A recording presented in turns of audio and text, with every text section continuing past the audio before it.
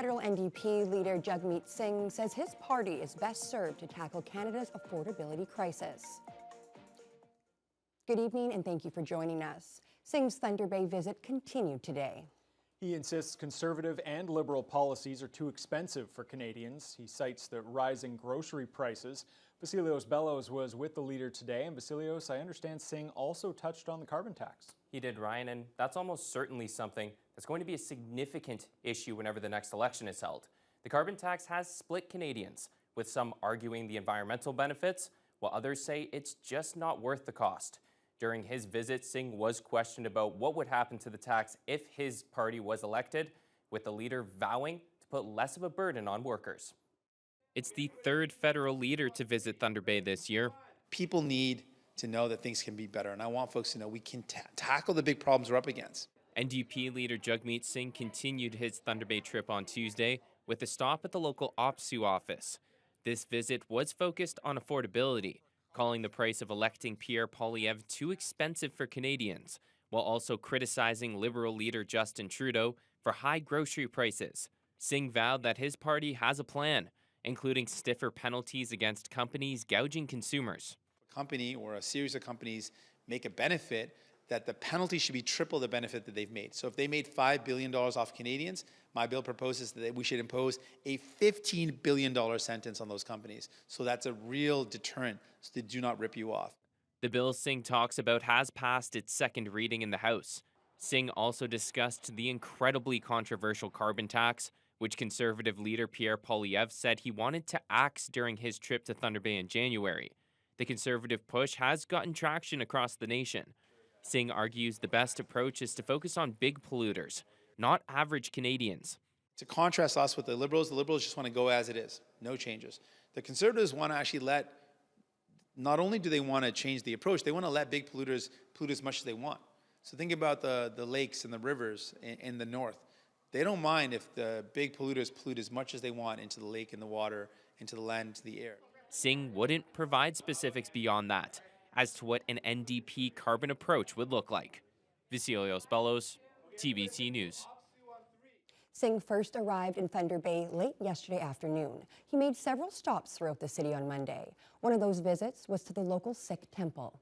This marked Singh's first visit to the Thunder Bay Gurdwara since its grand opening in November. He was accompanied by local NDP candidate Yaksem One.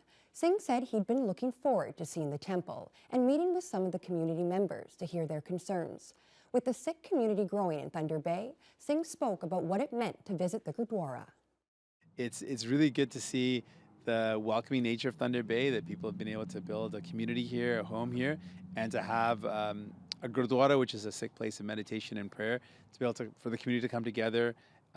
It's going to be a great addition to the community. Folks are going to be able to come here and enjoy langar, which is a free kitchen, it's a free food that everyone's welcome to enjoy. So welcome in people to come check it out. Fire crews were called to a blaze inside the former Lakehead Psychiatric Hospital yesterday evening. Firefighters worked swiftly after witnesses reported smoke coming from the building just before 7:30.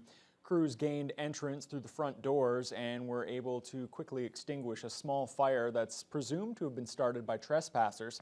Eyewitnesses say they saw youth running away from the building around that time. There was minimal damage to the ceiling of the structure and some content damage inside the building, which has been closed since 2018. Fire crews remained on scene for a short time afterwards to air out the building and ensure that it was secure. There are going to be additional payment options when paid parking comes to the Thunder Bay waterfront on June 1st. Last night, City Council approved the payment options, which include parking passes.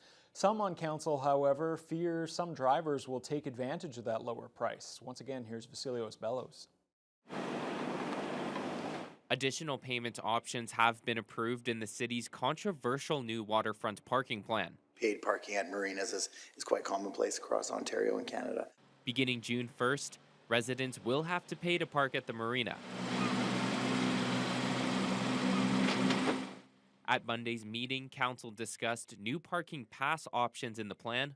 The public can purchase a pass for $80 that allows a 4-hour session every day, or an all-day pass for 7 months for $140. The one councillor felt the latter option wasn't practical. I think we're losing money by doing what we have here. Councillor Rajni Agrawal proposed an amendment to increase the 7-month price to $210. Agrawal argued people would abuse that option, as it would be much cheaper than the parkade and cause an overflow of vehicles at the marina. Substantially cheaper and motivating people to not use. So if I buy the 7-month pass and only use it for 2 months, I'm saving money. Agrawal's amendment lost on a 6-6 tie. Also during the meeting, a discussion about who carries the burden of municipal taxes. Over the last number of years, we continued to shift taxes off non-residential onto residential. Council approved this year's tax ratios, which lay out who's covering the approved levy increase between residential property owners, commercial, and large industrial. Council went against staff's recommendation for a $192 tax hike for the average single-family home, approving the more affordable option of $184. That came after some councillors like Andrew Folds felt provincial policies are pushing too much of the burden on residential taxpayers. Being pressured by the province to do it. I haven't seen a solid rationale for that, why we would do that. So I just can't support the shifting of taxes onto the residential. Others like Councillor Brian Hamilton warned decisions like this put more pressure on the commercial taxpayers. Hamilton believes this could deter businesses from coming to the city and stunt economic growth. It sounds great. We're shifting less of the tax burden off the residential, but what we continue to be in a status quo economic growth. We've talked about stasis, economic stasis, stagnancy. Vasilios Ballos, TBT News. The province is cracking down on auto thefts by raising penalties and taking away driver's licenses. It's meant to curb the alarming numbers of carjackings, particularly in southern Ontario. CTV's Siobhan Morris has the details. A new threat from the Ontario government to would-be thieves. If you steal a car, you could lose your driver's license. We need to do whatever we can in our area to deter this. Trying to prevent the kind of violence we've seen more of the last year. People being hit over the head with a gun in a parking lot, they're pumping gas, they've got somebody jump into their cab. Changes being proposed in legislation would mean a 10-year license suspension on a first auto theft conviction, 15 years on strike number 2, and a lifetime driving ban on strike number 3. The catch is there have to be aggravating factors. Like violence, use of a weapon, use of force, threat, or pursuit of financial gain. The former OPP commissioner applauds Ontario for trying something, but I don't see this as a big deterrent for auto theft. They're already committing crimes they can go to jail for, and they're being chased by police and causing fatal accidents. Sarkaria acknowledges suspensions won't stop car theft, but points out there is more trouble for those who drive when they shouldn't. Up to $5,000 on the monetary fine. They can face up to six months in prison for not following those rules. Critics don't see these changes as effective. Saying you're going to punish the individual who commits the crime more is not actually getting at the root cause of why it's happening. Asking for consideration of other things. Technical measures that they should be talking to manufacturers about that would make it harder for the theft to take place in the first place. Combating the lure of a big payday and the structure of organized crime isn't easy. Other than, taking away their liberty, I really don't see any way to stop it. Alongside the Prime Minister today, the Premier repeated a push for harsher penalties. There's many solutions, but one is making sure when we catch these criminals, we throw them behind bars and keep them there. The government also announced a plan today to suspend the licenses of stunt drivers and street racers for at least a year. A third conviction could mean the driver loses their license for good. Siobhan Morris, CTV News. The provincial government has also tabled new legislation aimed at strengthening cybersecurity, safeguarding services, and protecting kids. It's called the Strengthening Cybersecurity and Building Trust in the Public Sector Act. The government says it will help critical sectors like healthcare, education, and children's aid respond to cyber threats and minimize interruptions. It's also intended to protect the online data of children and develop governance for the use of artificial intelligence. A $1.4 million project in Junia that's been in the works for several years is finally finished. Residents came out to the McGregor Rec Centre this afternoon to check out the new multi-use pavilion at a ribbon cutting and grand opening ceremony. 1, 2, 3.